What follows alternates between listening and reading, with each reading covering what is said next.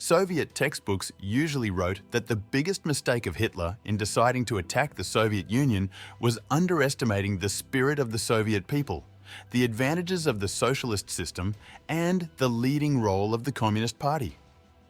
As for underestimating the ability of the Soviet people to wage war to a victorious end, it is hardly possible to argue with this.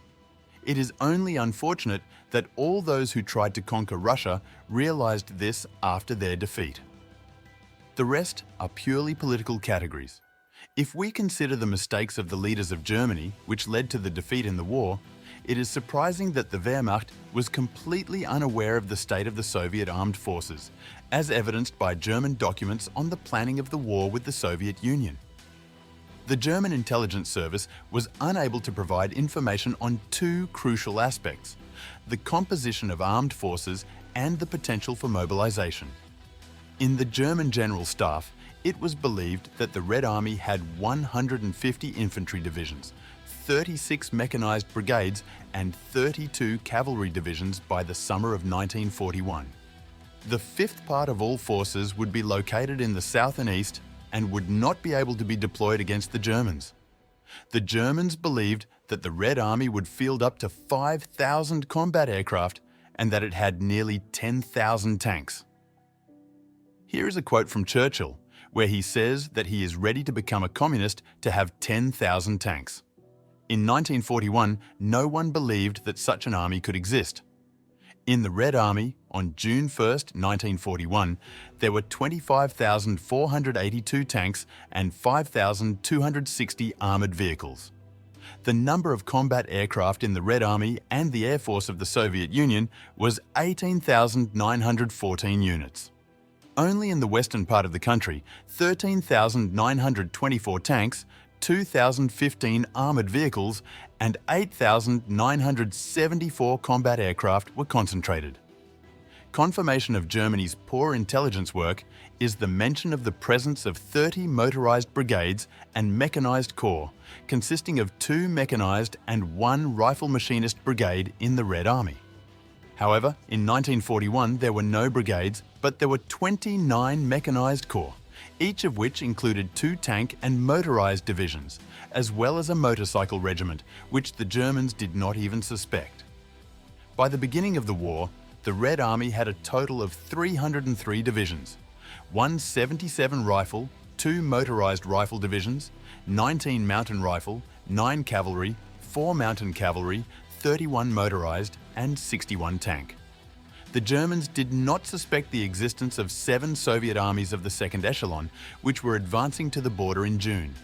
And when, in accordance with the plans, the troops of the Western Front were defeated and the road to Moscow was opened, the Wehrmacht had to face the troops of the second echelon, to which armies created from NKVD divisions were later added, and then the People's Militia.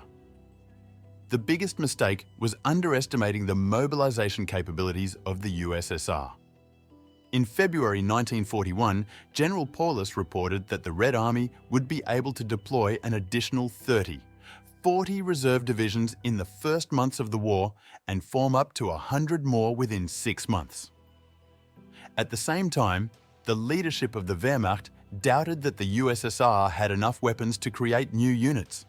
However, after the Soviet troops were defeated in Belarus and the Baltic states, in Ukraine and near Smolensk in the summer of 1941, new divisions were formed by the dozens in the USSR. Firstly, the military-industrial capabilities were underestimated. Secondly, internal reserves that were not taken into account by the Germans were found.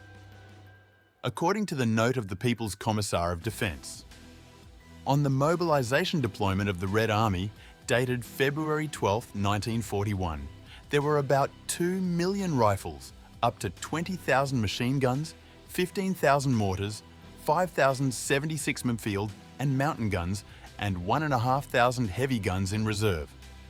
And this was only standard equipment. There was also obsolete and foreign weapons. In literature, it is often mentioned that during the battles around Moscow, there was a shortage of artillery ammunition.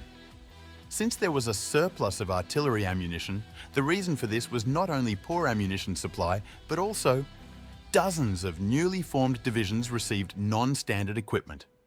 In them were German, English, Czech, French guns, rifles, machine guns. On the shelves of their warehouses were hundreds, but ammunition was in extremely short supply. Despite all the enormous losses, when entire armies fell into the trap, the Red Army had 275 infantry and 48 cavalry divisions, 77 infantry and 48 tank brigades on January 1, 1942. A year later, the number of infantry divisions increased to 367, and another year later, it reached 438. The Red Army ended the war with 455 infantry divisions and 33 tank and mechanized corps in the field. Those who planned the invasion of the USSR in early 1941 could not have imagined this.